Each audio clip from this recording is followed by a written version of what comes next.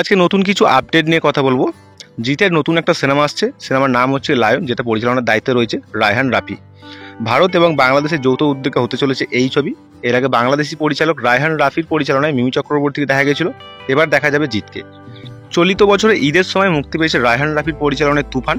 মুখ্য ভূমিকায় অভিনয় করেছিলেন ওপার বাংলার সাকিব খান, নাবিলা এবং এপার বাংলার মিমি চক্রবর্তী। বিশ্বজুড়ে রীতিমতো তুফান তুলেছিল এই ছবি, বিশেষ করে এই ছবির দুটো গান, দুষ্টু কোকিল আর লাগে উড়াধুরা। SBF সহ প্রযোজনা করেছিল ছবিটি। এবার আবারও ভারত বাংলাদেশের যৌথ উদ্যোগে তৈরি হতে চলা নতুন ছবির পরিচালনা করতে চলেছে রায়হান রাফি, আর সেখানে মুখ্য ভূমিকায় দেখা যাবে জিতকে।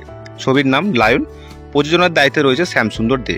তবে জিতের বিপরীতে নায়িকাকে থাকবে সেটা এখনও স্পষ্ট হয়নি। জিতকে শেষবার বুমেরাং ছবিতে দেখা গিয়েছিল, সেখানে দ্বৈত চরিত্রে অভিনয় করেছিলেন তিনি। তার বিপরীতে ছিলেন রুক্মণী মৈত্র এবং বক্স অফিসে ভালো সাড়া ফেলেছিল এই ছবিটি। নেক্সট হচ্ছে সাকিব খানের আরও দুটো সিনেমা আসতে চলেছে, যেখানে সাকিব খানের সাথে কলকাতার অভিনেত্রী ইদিকা পালকে দেখা যেতে পারে। সিনেমার নাম বরবাদ।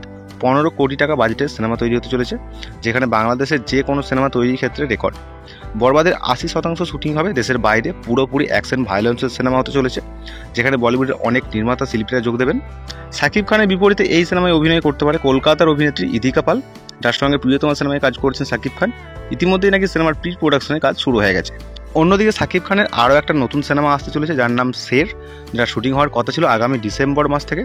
সেটিরও শুটিং পিছিয়ে গেছে, আগামী বছর নির্মাতারা এই সিনেমাটার পরিকল্পনা করবে। এটা ভারত বাংলাদেশ যৌথ প্রযোজনে সিনেমা হতে চলেছে। তো এই ছিল আজকে ছোট্ট একটা আপডেট, আর আরও আপডেট পেতে আমাদের সাথে জুড়ে থাকুন।